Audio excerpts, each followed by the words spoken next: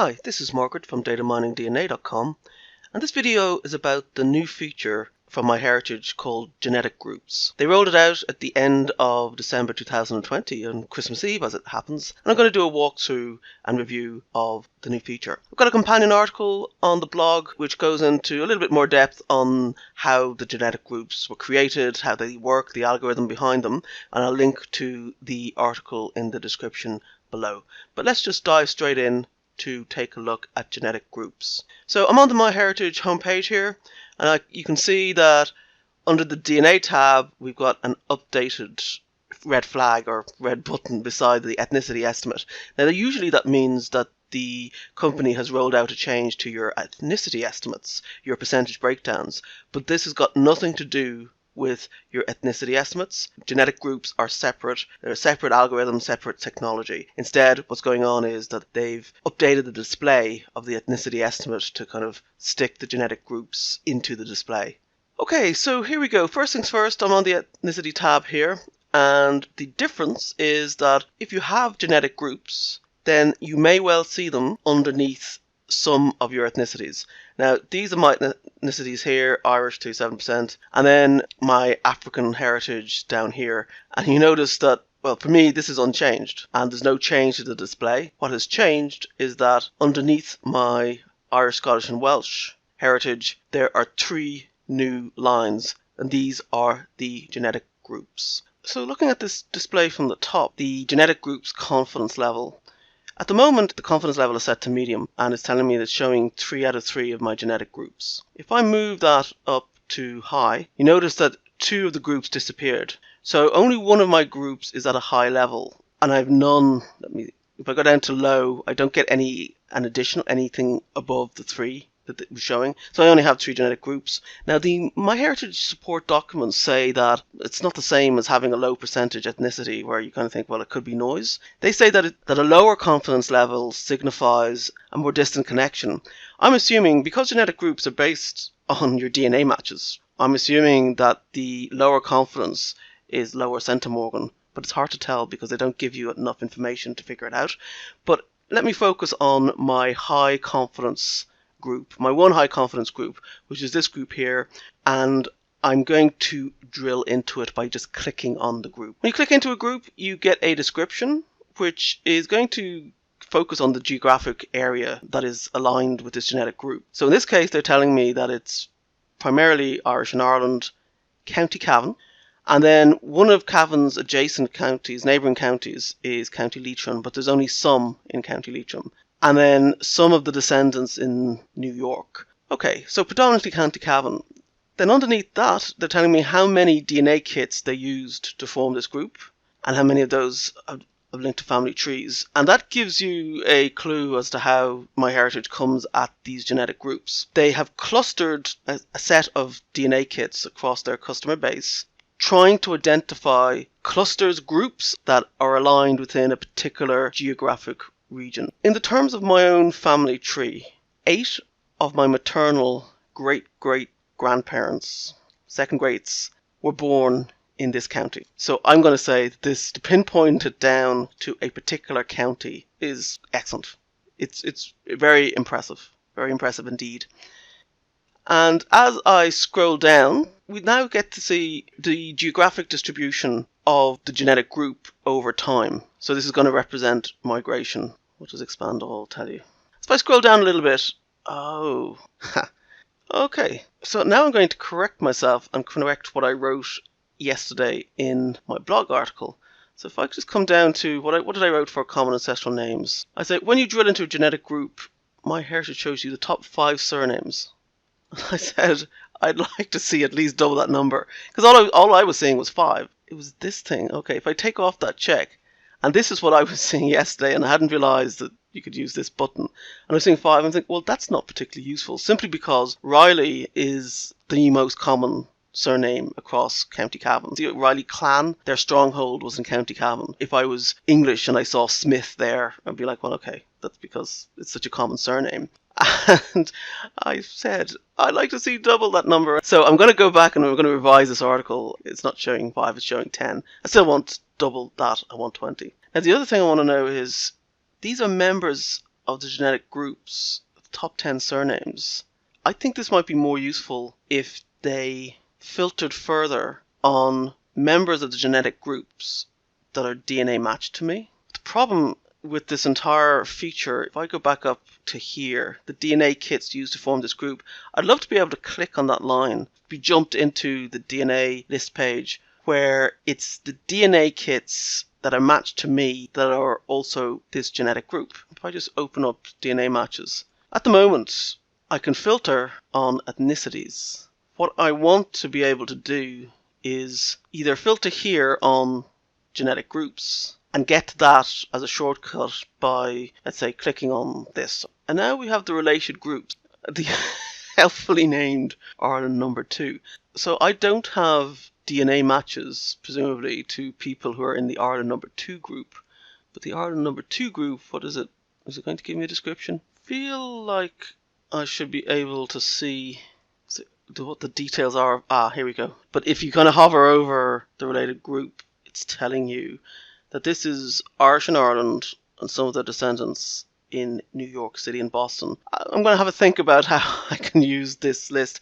So what else have we got? Well, we've got this map view on the right. So is this representing this? Must be. I presume that these bars are corresponding to the heat map here. And so that's why Ireland is so hot. And then we've got the United States and presumably New York. So is the bar in the middle there representing the entire United States?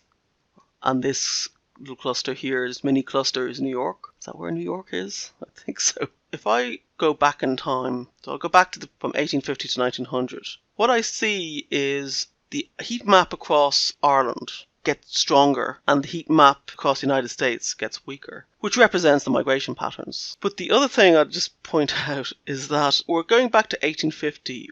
We're getting to the threshold beyond which Irish records, Irish documentary sources and evidence becomes very, very sparse. I'm going to jump back to as far back as I can go to 1600. And here, well, see this now, what am I supposed to do with this? But it's a little bit misleading. I might think that my ancestors going back to this period were, in fact, United Kingdom and Plymouth settlers. The Mayflower? Plymouth Mayflower. When did that happen? Right, so 1620, which presumably is that set here.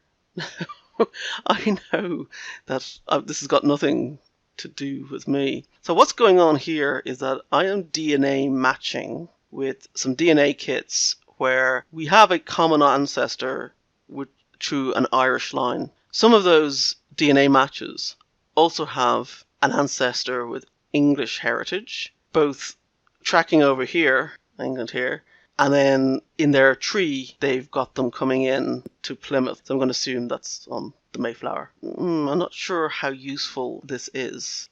I think that is kind of misleading.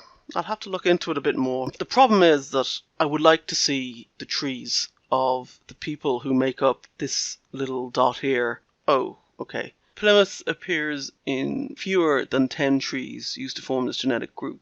If they are public trees, I'd like to be able to jump to those trees.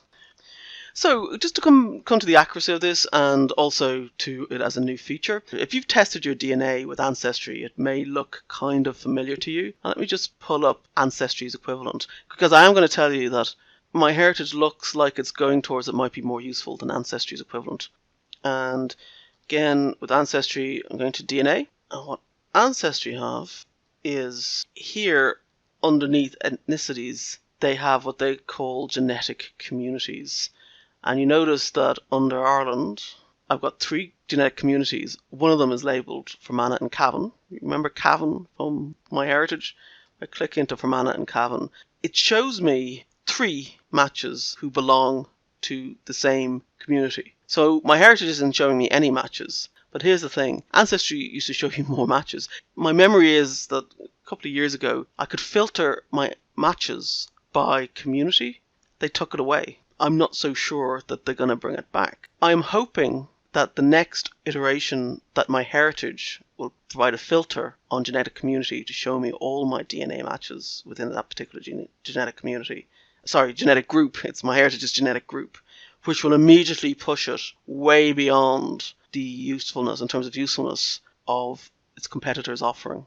So the other thing I will say is if we look at the groups, this is a link to an image on the MyHeritage site. And what you're seeing here is the number of genetic groups attached to certain ethnicities. The Irish, Scottish and Welsh ethnicity, there's 155 genetic groups within that. And as I scanned my eye, I was looking for the East African half of MyHeritage as opposed to the Irish half. And okay, I see, well, Nigeria is not a bad representation of 147. Then we've got North African, which is quite low. We've got West African and Kenyan, and we've got Somali. And I get nothing. Now, it doesn't surprise me. I get no genetic communities on Ancestry from my African heritage. And this is because they don't have the customers. So, in my wish list, I did say, I wish that MyHeritage would actually go out and run a project with donated DNA kits where they expand their testing. I don't think that's going to happen because what it's looking like to me is that MyHeritage are doubling down on their European market. This is my wish list. If I could drill down within a genetic group, what I'd like is that it would open up the DNA match list page pre-filtered on that genetic group. Then what else would I like? Shows the distribution heat map of shared centimorgans within the groups. This is relating to their confidence level. I'd like to get more details of how they've assigned the confidence level. What they're saying is a lower confidence level reflects a less conclusive indication. I'm just going to compare that to what they said on the support page with the launch. Yeah, being a member of a genetic group does not come with a percentage. You are either a member of the group or you are not.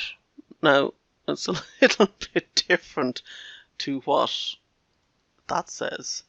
A less conclusive indication.